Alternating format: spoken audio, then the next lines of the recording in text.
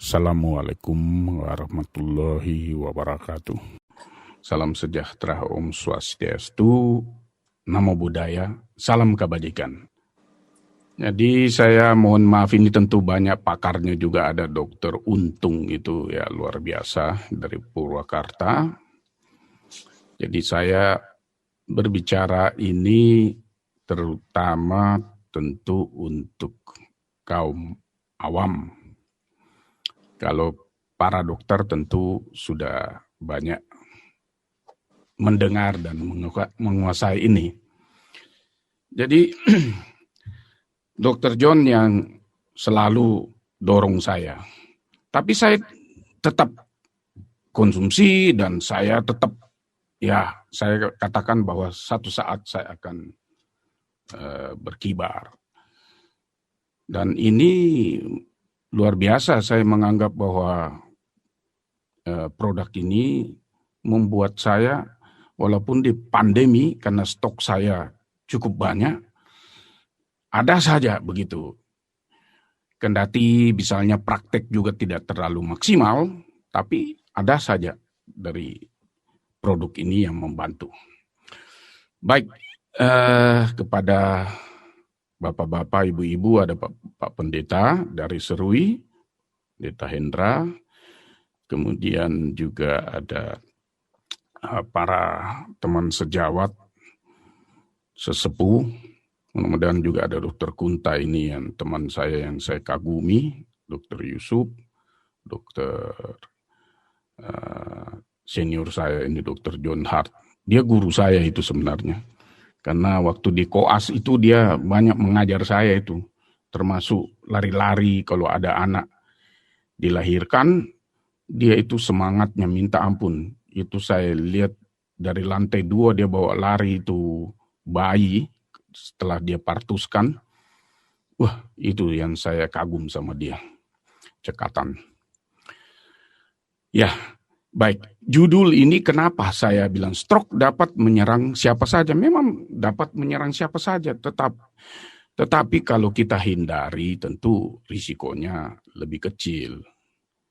Jadi dia tidak mengenal siapapun dia, mau dokter ke, mau pejabat tinggi ke, sampai ke yang terbawa itu, yang paling dari tingkat sosioekonomi yang paling rendah pun itu bisa. Jadi judul ini saya ambil karena saya lihat sudah banyak diutarakan oleh dokter Untung ya, Dokter Untung. Ya, saya mohon izin ini Dokter Untung kayaknya sudah banyak dibicarakan. Nah, kita tahu bahwa itu otak. Otak ini memang super sekali. Dari seluruh organ tubuh, barangkali organ tubuh yang paling mahal, sebenarnya dia lebih mahal daripada jantung.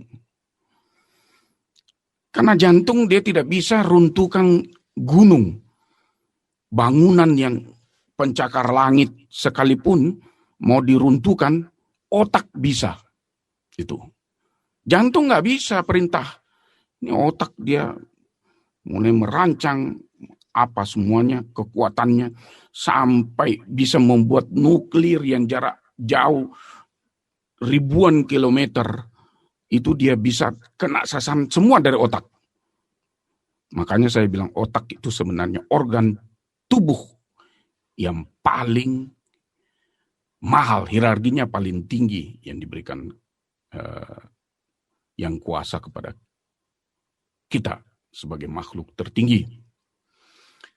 Nah, kita ketahui bahwa otak itu neuronnya ya, itu neuron yang bekerja. Dari jumlah neuron yang ada itu sekitar 150,2 miliar. Yang hebatnya dari 150,2 miliar itu, dia punya intersinaptik, hubungan itu kalah komputer. Dia jumlahnya itu sekitar 150 triliun. Ya, sangat luar biasa. Dalam sekejap dia bisa mengambil keputusan. Dalam sekejap dia bisa muncul tiba-tiba ada ide-ide yang luar biasa. Setiap hari saya contohnya, ide itu selalu muncul yang tidak pernah saya bicarakan. Seperti sekarang ini, ada saja pasti muncul hal yang baru. Nah, kita masuk ke stroke. Apa itu stroke? Kalau zaman dulu disebut sebagai CVD, CVD, vascular disease, atau CVA, cerebral vascular accident, atau ada namanya dibilang apopleksi. Nah, stroke itu maksudnya kejadian yang sangat mendadak, yang tidak ada, kadang-kadang tidak ada aba-aba, langsung pak gitu muncul. Itulah namanya stroke. Nah, stroke itu terbagi dua ya, ada yang tersumbat namanya ischemic stroke atau non-hemorrhagic stroke, dengan yang meledak. Meledak itu hemorrhagic, pendarahan. Nah, kita lihat di sini. Ini ada jalan ini. Mouse-nya kita lihat bahwa ini ada insidensi. Insidensi itu adalah angka kejadian setiap 100.000 penduduk. Yang paling kurang ini yang biru muda ini. Biru tua. Kalau di Indonesia,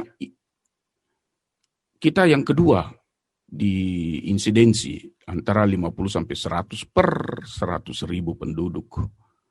Kemudian masuk di Papua New Guinea. Ya, Papua New Guinea ini adalah yang paling termasuk yang paling kurang kalau di Indonesia. Dia mengalahkan Indonesia karena dia 0 sampai 50. Namun kita lihat di sini ya, sebagaimana jumlahnya makin besar. Yang makin merah di sini apa? Uzbekistan ya. Kyrgyzstan. Di sini ini yang merah. Ini paling besar jumlah insidensi stroke. Nah, kita lihat nanti di sini sesuai warnanya ya. Amerika Serikat ya kurang lebih seperti Indonesia, dan ada daerah tertentu dia yang sama dengan Papua, kurang. Nah, itu angka kejadiannya itu setiap tahunnya itu 13,7 juta kasus stroke. Ya, di mana setiap 4 orang di dalam 4 orang itu ada 1 yang bisa muncul dari di atas 25 tahun. Saya kira ini selanjutnya supaya kita bisa. Nah, kita ambil dari Riskersdas, ya, dari data yang ada di Indonesia, itu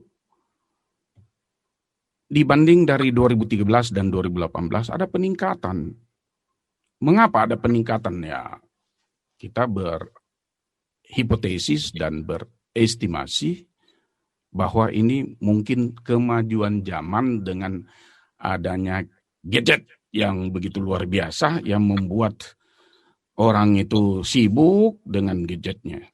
Kita sepertinya hidup ini 24 jam itu minimal 12 jam itu kita bermain di internet atau apa, kemudian tidak pernah makan lagi di rumah kecuali hari Minggu, semua di jam kerja makan makanan jajanan itu, ya, sehingga di jajanan ya namanya pebisnis mau untung banyak, sehingga minyak gorengnya apa ya dia cari yang murah.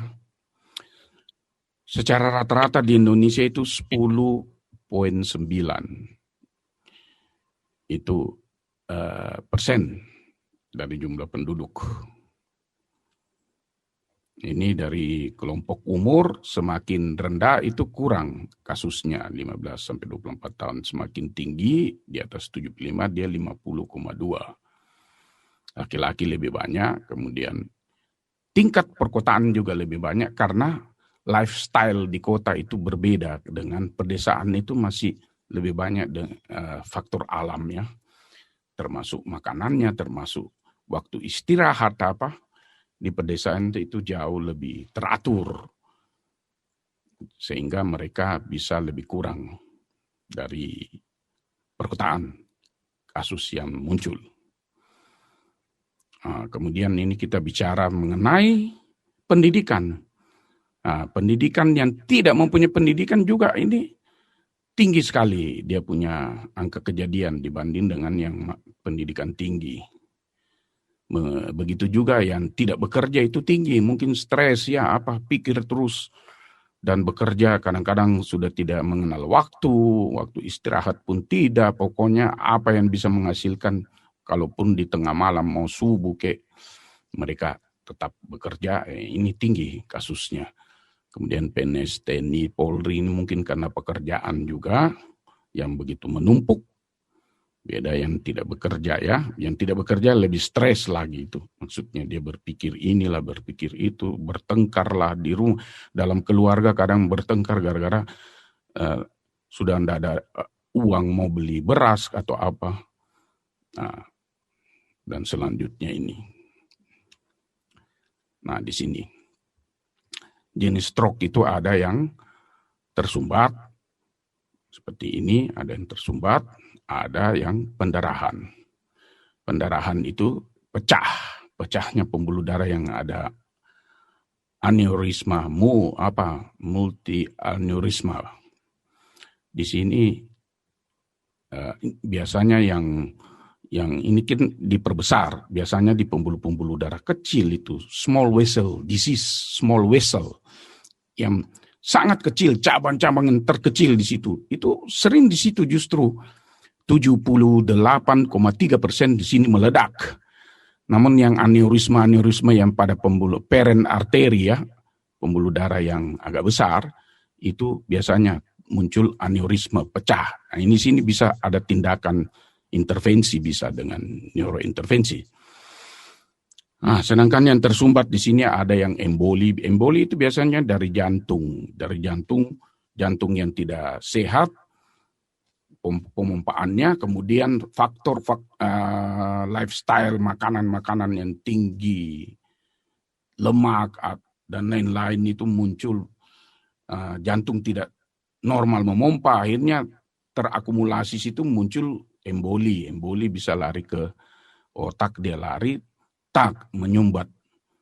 Namun juga bisa dari pembuluh darah itu sendiri, karena ini makin usia makin berjalan, makin lanjut, maka apa yang kita makan selama hidup itu terjadi kekakuan pembuluh-pembuluh darah ini, akhirnya pembuluh darah itu muncul aterom.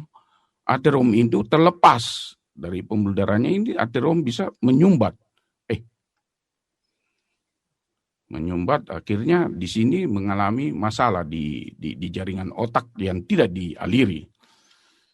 Baik, kita coba masuk ke satu ilustrasi video yang singkat ya. Kita lihat itu bagaimana sebenarnya peredaran darah yang dari jantung memompa ke seluruh organ tubuh, termasuk ke otak yang hierarki yang tertinggi.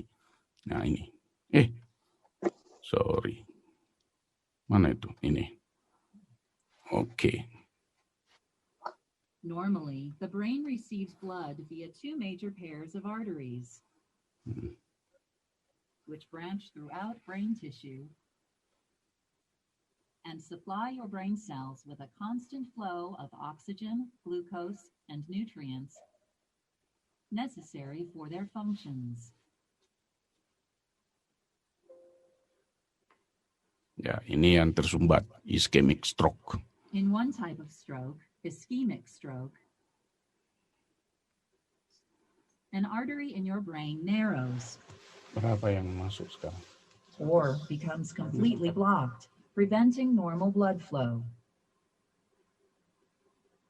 The blockage may be caused by a blood clot, also called a thrombus, which forms in an unhealthy artery of the brain.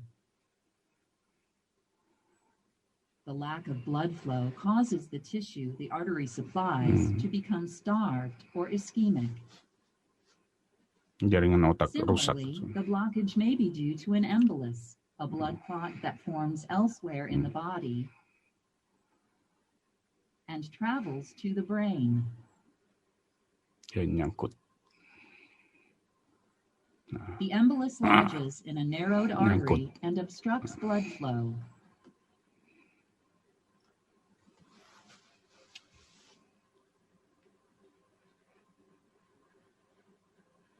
Ini pendarahan otak. During a hemorrhagic stroke, abnormal bleeding disrupts normal blood flow. For example, in an intracerebral hemorrhagic stroke, a blood vessel bursts, spilling Menipis. blood directly onto Meledak. your brain, while robbing the intended tissue of nourishment. Both the hemorrhage and lack of blood supply, called ischemia, destroy brain tissue. A subarachnoid hemorrhagic stroke occurs when a weak spot in a blood vessel wall, called an aneurysm, bursts and leaks blood into the tight space between your brain and your skull. The high-pressure bleeding results in serious damage to brain tissue.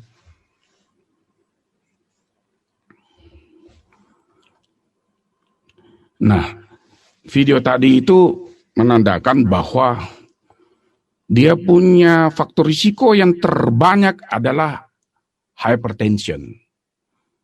Apakah tersumbat ataupun yang meledak tadi itu, yang pecah. Itu semua karena faktor hipertensi. Hipertensi yang aman itu di bawah 140, bahkan sekarang dibilang di bawah 130 sistoliknya ya, yang di atas, yang di bawah 90. Nah, apalagi kalau ada tensi yang sudah sering sampai 180, 190, 200 bahkan lebih, itu sangat berisiko terjadinya pendarahan, stroke. Apabila terutama kalau ada faktor pencetus seperti mengangkat beban berat yang terlalu tiba-tiba, kemudian marah, teriak-teriak, ya itu banyakan itu yang di usia-usia yang di atas 50-an itu sampai teriak-teriak kalau marah, itu tiba-tiba tak meledak. Dan kalau terjadi peledakan itu di mana pembuluh darah yang meledak itu ada aneurisma ataupun yang mikro aneurisma yang pada small vessel disease, kemudian biar kecil pembuluh darah yang kecil-kecil itu bisa meledak juga dan terjadi akumulasi darah yang luar biasa. Itu ada nyeri setempat di mana kalau dia daerah depan, itu di daerah depan, di situ titiknya nyerinya. Berarti kita sudah harus curiga ini adalah stroke pendarahan. Kemudian kalau dia di daerah samping sini namanya daerah temporal, atau parietal di atas sini, atau di belakang occipital, itu ada saja jelas itu titik nyerinya di situ, kita harus curiga ada pendarahan di situ. Ya, kemudian kalau sudah terjadi peninggian tekanan di dalam otak namanya intracranial pressure, maka kesadaran bisa hilang karena fungsi kesadaran ditekan. Kemudian fungsi pusat muntah juga ditekan, terjadi muntah tanpa dia sadari. Nyeri kepala bisa kayak teriak-teriak ya, karena bisa yang luar biasa. Kemudian ada kelumpuhan kah, ataukah kalau di depan sebelum dia tidak sadar itu tiba-tiba dia itu kelainan fungsi intelektualnya kah, fungsi kognitifnya ya, tiba-tiba. Nah, ada satu yang menyerupai stroke perdarahan biasanya itu kalau kelainan jantung yang luar biasa, yang produksi emboli di jantungnya sangat banyak, itu bisa tiba-tiba terjadi membanjiri itu otak, dia mengalir ke otak terus tersumbat di pembuluh darah besar, dia terakumulasi, maka terjadi sumbatan yang sangat besar, terjadi kerusakan otak yang besar, namanya infark. Infark otak itu menyerupai karena dia terjadi peradangan edem, bengkak itu otak dan mengisi semua, mendorong sehingga semua fungsi otak itu terganggu karena terjadi ledakan juga, peninggian tekanan intrakranial tidak sadar apa. Jadi ada yang mirip. Tidak selalu yang tidak sadar itu adalah pendarahan, stroke pendarahan. Nah, sekarang kita masuk ke yang tersumbat. Tersumbat kalau dia hanya sesaat ada gejala, misalnya tiba-tiba buta yang mendadak, tak, satu mata kah, ataupun bisa dua mata, ya penglihatan, terus tidak lama, plak, normal kembali. Atau ada kelumpuhan di sisi tubuh sebelah, tidak lama kemudian, kurang dari 24 jam, kita katakan dia sebagai transient ischemic attack. Dia adalah sesaat saja. Sedangkan yang tersumbat total di atas 24 jam, itu kita sudah katakan dia adalah stroke. Seperti gambar ini. Ya, area tersumbatnya sini, tetapi dia mempengaruhi satu area sini. Dan satu area sini tentu kalau saya cerita fungsinya apa, itu gejalanya apa, kita tahu bahwa memang di sini. Tapi kalau saya ngomong mungkin tidak cukup waktu. Yang penting garis besar ya. Nah, ini kita lihat faktor risiko yang tidak bisa kita rubah-rubah lagi. Ya, kalau usia seperti saya sekarang 61, bagaimana saya bisa rubah? Paling performance saya yang saya rubah. Sehingga banyak yang tidak percaya saya umur 61. Karena saya bisa nyanyi yang luar biasa. Pitch control saya bisa konstan, tidak goyang. Kemudian wajah pun itu membuat pencerahan yang luar biasa. Sehingga saya suka ganggu, saya bilang saya 35 tahun. Terus banyak yang ketawa, masa saya bilang itu dulu. Ya, sebagaimana yang Dr. John bilangnya. Sebenarnya penampilannya sekitar 45-an lah.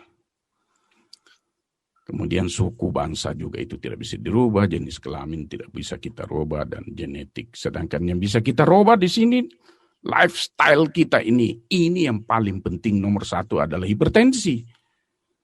Hipertensi harus terkontrol. Sebisa mungkin dia tensi itu rata-rata 130 paling banyak, kurang 130 yang di atas sistolik. Diastoliknya 90, kalau bisa 80-an dah.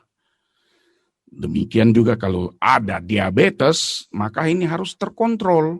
Terkontrol untuk diabetes apa? Ya, kita harus konsumsi obat-obat diabetes, kemudian ya harus cukup olahraga. Hipertensi dan diabetes ini dan kolesterol ini olahraga yang rutin ini dia bisa mengendalikan ini juga. Sangat berpengaruh. Ya, kemudian merokok ini tidak ada tawar-menawar, memang ini sudah penelitian dari dulu, tidak ada yang bantah.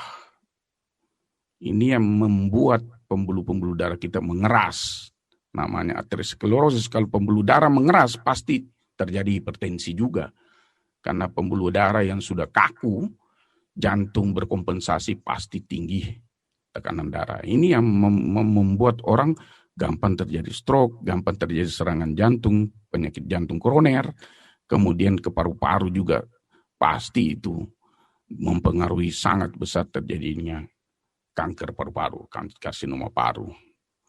Ya, penyakit jantung ini harus terkontrol juga, kalau katupnya terganggu dan lain-lain sebagainya, iramanya yang tidak teratur ini harus dikendalikan. Obesitas juga ini ada. Saya termasuk obesitas ini. Dulu lebih gemuk lagi. Ini semua yang membuat faktor risiko yang tinggi, karena obesitas ini salah satu menyebabkan diabetes juga hipertensi. Ya, obesitas ini adalah penumpukan lemak terutama di daerah perut. Ya, itu menyebabkan metabolisme sindrom yang sering-sering kita punya laboratorium itu lompat tinggi. Apakah profil lemak, ataukah gula, atau asam urat, apa semua ini sering sekali tidak Demikian kontrasepsi juga katanya ada mempengaruhi. Nah, pada wanita sebelum menopausa ini dia lebih kurang terjadi dibanding pria. Ya. Sedangkan nanti dia menopausa baru besar menyebabkan stroke. Ya, berarti pengaruh dia punya hormon estrogen, alkohol ini. Kalau minum banyak alkohol ini yang berbahaya juga. Dia prosesnya itu mempengaruhi segala-galanya termasuk ke sini. Ya, tetapi kalau alkohol dalam kadar sedikit itu sebenarnya bagus untuk kesehatan. Makanya orang-orang Jepang itu dengan sake mereka bisa hidup luar biasa karena mereka minum sake yang punya batas. Makanya di Jepang itu banyak justru usia-usia di atas 100 tahun. Lebih banyak dari Indonesia. Migrain dan infeksi. Ini harus kita hindari. Infeksi ini secara sistem dia bisa mempengaruhi pembuluh darah juga. Pembuluh darah terjadi peradangan. Dari peradangan itu juga bisa mempengaruhi dinding pembuluh darah. Dinding pembuluh darah yang tidak sehat. Ini yang menyebabkan stroke ya. Kemudian, kenapa dia mundur justru? Oke. Ya, COVID. Saya kira Dr. Untung sudah banyak bicarakan tentang COVID ini.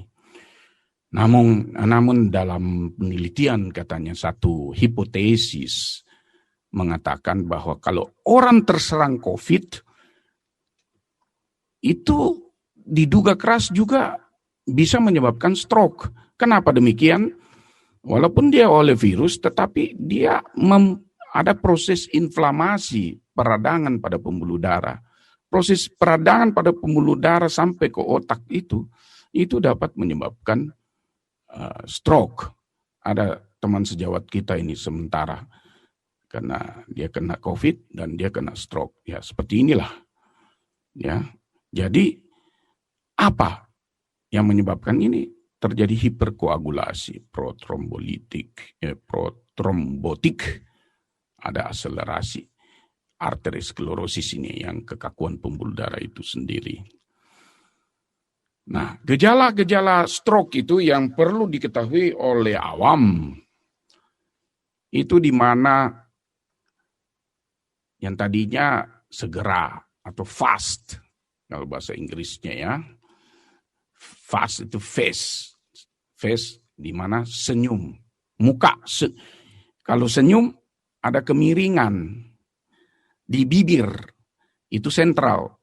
Bukan kena di mata juga dengan kening. Kalau kena kening mata, kelopak mata dan ini, itu adalah bukan tipe sentral, di tipe perifer. Biasanya Bell's palsy itu. Kalau kekuatan dengan kiri dan kekuatan dengan kanan sama, demikian juga tungkai. Sedangkan stroke itu biasanya hanya di sudut bibir. Begitu dia senyum, kok miring, disuruh bersiul, bocor. Tidak bisa, tidak akan. Begitu juga Bell's palsy ya. Pokoknya sudut bibir itu kalau sudah mengalami kelemahan, kelumpuhan, maka dia tidak akan, biar ganteng bagaimana, kelihatan jelek. Dan demikian juga alat gerak kita. Kalau ada secara tiba-tiba, satu bisa diangkat, satu kok nggak bisa, berat atau sama sekali nggak bisa, itu gerak segera. Ranya. Bicaranya sudah pelo. Lothar John Hart. Kenapa soal itu seperti itu ya? Itu adalah tanda daripada stroke juga. Maka jangan terlalu banyak pertimbangan lagi. Segera bawa ke rumah sakit. Kebas. Dia rasa kebas separuh badan. Itu berarti ada di daerah otak di sebelahnya. Di pusat rasa. Ya, jadi terkebas gitu. Kemudian bisa rabun, yang sebagaimana tadi saya bilang amaurosis fugax, bisa. Kalau pembuluh darah yang ke bola mata itu ada mengalami penyumbatan. Begitu juga sakit kepala ini, yang sakit kepala kebanyakan yang sakit kepala itu adalah pendarahan. Karena ada ledakan dan pembuluh darah, terjadi gumpalan darah yang menekan dan pusat nyeri di otak itu langsung memberi aba-aba. Nah, ini saya punya penelitian sejak saya tesis sampai ke disertasi. Ini kebetulan dimuat di majalah Cermin Dunia Kedokteran dan juga ada di Neurona. Ya, Neurona juga majalah yang bergengsi di Perdosi, Perhimpunan Dokter Spesialis Saraf, pada tahun 2015. Kalau untuk S3 disertasi itu 2014. Untuk mengetahui kan kenapa saya membuat ini, dan saya merasa ini yang paling gampang. Tanpa kita di depan pasien pun, melalui pertelepon pun kita bisa menerka pasien itu adalah pendarahan atau stroke penyumbatan. Kalau sirirak itu terlalu harus, ini susah dihafal. Kalau ini gampang dihafal.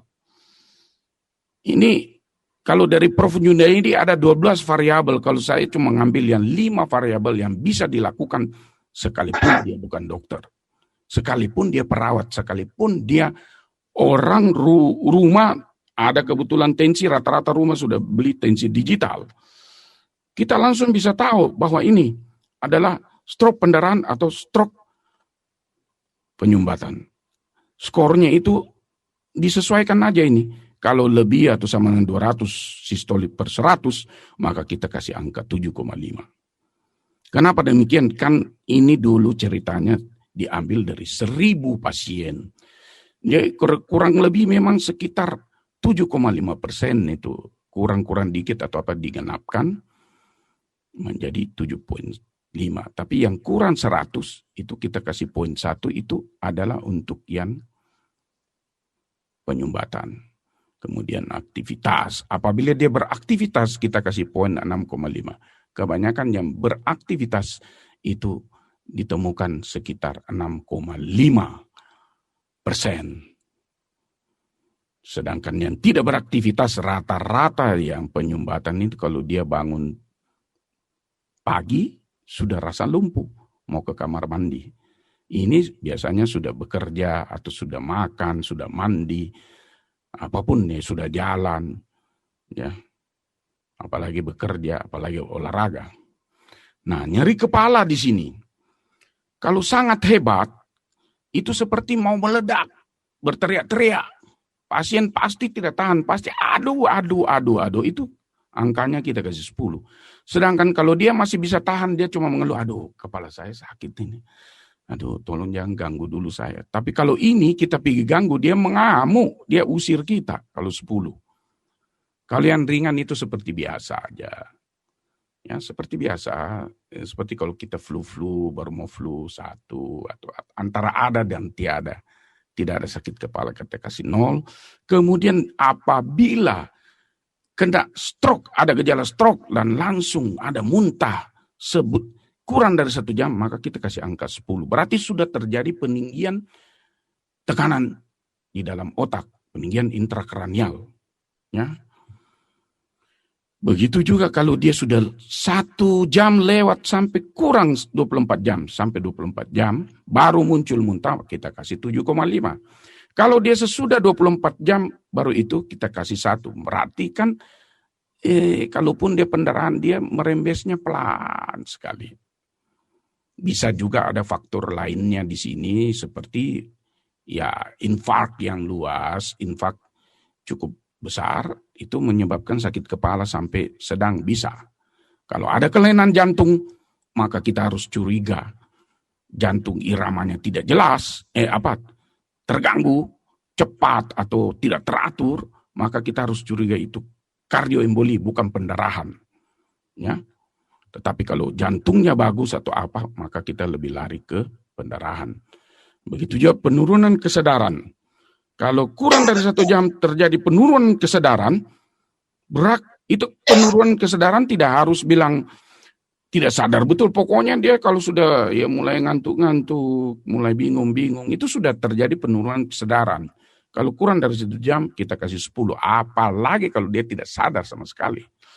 1 sampai 24 jam sama ya, 7,5. Dan lebih 24 jam baru kesadarannya menurun, itu 1. Dan kalau kesadarannya bagus, itu 0. Nah, kita jumlahkan itu masing-masing dari 5 variabel ini, maka kita jumlah apabila dia sama dengan 17 atau lebih besar, maka itu adalah perdarahan, stroke perdarahan. Tetapi kalau skornya yang kita jumlah masing-masing variabel ini kurang dari 17, maka dia adalah stroke, bukan perdarahan. Kalau onsetnya masih baru terjadi, segera ke rumah sakit karena ada tindakan yang sangat luar biasa yang bisa banyak menolong dan bisa sembuh sampai sembuh 100%. Nah, ini saya punya tempat tugas di sini dan di Departemen Neuro Fakultas Kedokteran Unhas. Jadi saya kurang lebih sudah 22 tahun mengabdi. Nah, kita segera ke rumah sakit kalau dia masih kurang dari 4,5.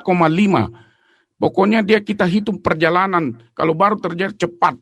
Karena di rumah sakit itu berhitung sekarang kita ambil posisi dia punya golden periodnya adalah 4,5 jam.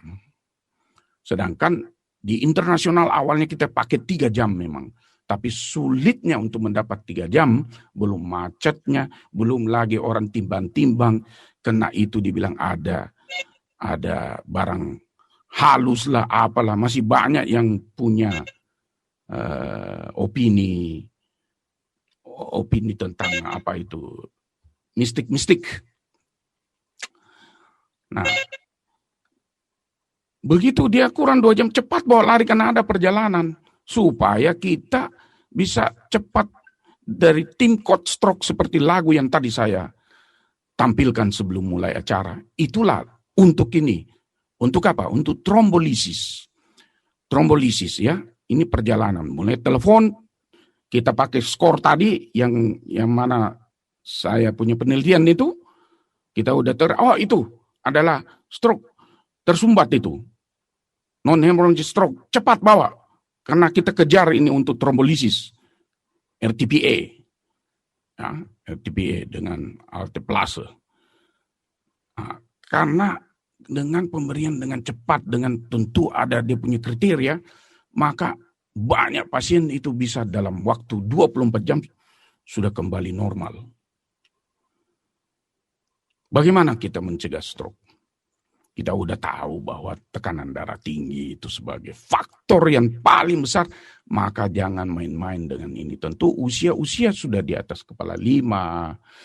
Kita harus hindari makanan-makanan yang berlemak tinggi, karbohidrat tinggi, dan kandungan garam yang tinggi. Tolonglah kandungan garam itu jangan banyak kalau sudah usia ini. Itu mempengaruhi tekanan darah.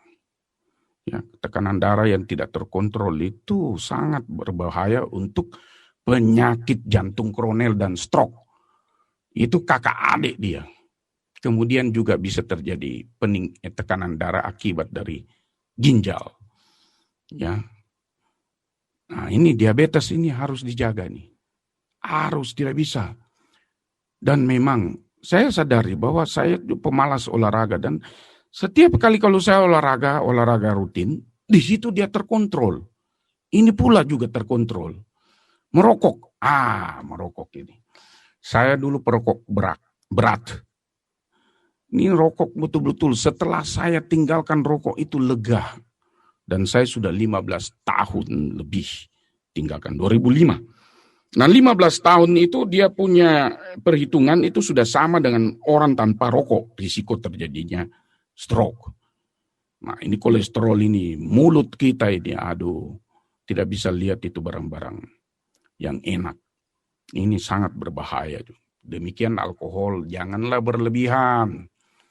Mungkin 1 gelas sajalah kalau bagi yang tidak masalah untuk minum, atau 2 gelas paling tinggi. Jangan lebih ya, ini kita bicara yang 5%, bukan 1 gelas yang 40-50%, bukan. Waduh celaka itu cuma 1 sloki paling banyak. Demikian kalau ada penyakit jantung, jangan malas kontrol ke dokter. Hindarilah semua faktor risiko ini. kalau kita mau mencegah stroke. Makanya saya katakan dapat menyerang siapa saja, tapi sabar. Nanti kita akan ulas bahwa apa yang bisa membantu juga. Ya, seperti ini. Ya, saya kira tadi itu 140. Ya, pada lansia jangan lebih dari 150. Turunlah, kurangi. Ya, ini semua. Kemudian ini, coba lihat ini gambarnya. Hampir sama dengan produk kita ini gambarnya. Itu ada ikannya, ada tomatnya, ada apelnya, pisang apa dan ini. Ini perlu. Jadi ini bisa dikasih yang mau nanti Pak Agus kepada siapa supaya orang bisa baca-baca ini. Nah, kalau kita lihat itu. Nah, kalau yang mengalami diabetes ini usahakan terkontrol HbA1c-nya kurang dari 7%. Kadar gula itu sewaktu tidak boleh lebih 180 orang yang sudah diabetes. Dan kadar gula darah puasanya itu 80 sampai 130. Kalau dia melebihi ini itu risikonya terlalu besar untuk terjadinya aterom, ya, untuk terjadi stroke, kemudian perubahan gaya hidup, pengendalian daripada kolesterol ini tentu ya saya kira sudah tadi saya ulas. Ini semua harusnya seperti ini. Sudah berapa lama? Masih berapa jam? Coba kita lihat ini. Kita masuk ke produk kita ini. Bukan. Saya kira produk kita kan yang mirip-mirip gambarnya ini. Jadi apa yang ada di produk kita itu sudah sangat lengkap. Malah ada satu keunggulan yang tidak bisa dimiliki. Oleh sebab itu, unggulan daripada Purtir itu, aduh luar biasa. Saya sampai hari ini minum. Saya tetap minum minimal 2 biji pagi. Kadang sore. Kadang ya seperti ini makanan-makanan sehat ini yang pengendalian kolesterol. Ya, biji-bijian, beras merah, jagung, gandum. Kemudian oat, ini gandum. Itu yang bubur gandum itu enak sekali itu. Kacang kedelai, kacang-kacangan yang termasuk kenari. Nah, ini pola hidup yang bagus kita ini sudah dibicarakan semua tadi. Kemudian makanan-makanan yang dianjurkan. Nah, advokat, wow, luar biasa. Ya, susu yang kadar kolesterolnya tinggi, rendah. Kemudian ini ikan, ya, yang kadar omega 3-nya paling tinggi itu adalah salmon. Saya punya kesukaan itu makan ini. Salmon itu tanpa diberi apa-apa, kita cuma rebus saja atau apa, itu sudah harum, luar biasa. Kemudian teh hitam, teh hijau, antioksidan dia. Ini gambarnya mirip-mirip Purtir ini, sayur apa dan lain-lainnya, apel. Ya, keuntungan berhenti merokok. Saya sudah di posisi ini. Saya lebih 15 tahun sedikit ini bahwa ini sudah sama dengan no smoker punya faktor risiko. Ini tentu 10 tahun, ada 5 tahun. Makin tinggi kita sudah berhenti, makin dia bisa 15 tahun sudah sama dengan orang yang tanpa merokok. Tapi ini menit sampai jam apa ini faktor anunya cukup tinggi. Ini bisa kita baca nanti ya, panjang lagi waktu. Prognosis untuk stroke bisa berulang. Saya kira. Nah, ini andalan kita semua. Kalau kita lihat ini bahwa sangat luar biasa yang sudah dijelaskan sama ibu siapa itu yang lalu, bagus sekali dia. Ini ada satu namanya plasenta dari rusa itu sangat luar biasa itu. yang katanya di dalam bukti nyata itu bisa meregenerasi sel-sel saraf yang sudah rusak. Kemudian ada yang faktor untuk bikin vasodilatasi lah, kemudian antioksidan yang tinggi. Tadi ini ada advokat juga, ada juga ya apel, tomat, dan lain-lainnya. Dan dia paling lengkap lah. Ini sudah paling lengkap, sebenarnya paling murah karena dia sudah mengandung 12 item. Kalau kita pecah satu-satu item, baru kita nilaikan dia itu harganya berlipat-lipat. Jadi dia termasuk sangat murah. Tapi manfaatnya sangat luar biasa. Saya kira ini teknologi apa sudah banyak dibicarakan ya. Ini 12 item. Masing-masing ada dia punya manfaat yang sangat luar biasa. Nah, inilah satu di antara 4 orang di dunia ini itu punya risiko terjadinya stroke. Dalam satu keluarga itu ada saja satu orang punya risiko kena stroke. Ini dalam perbandingan. Baik, terima kasih kepada penyelenggara dan saya kembalikan ke yang terhormat, saya punya senior dokter John dokter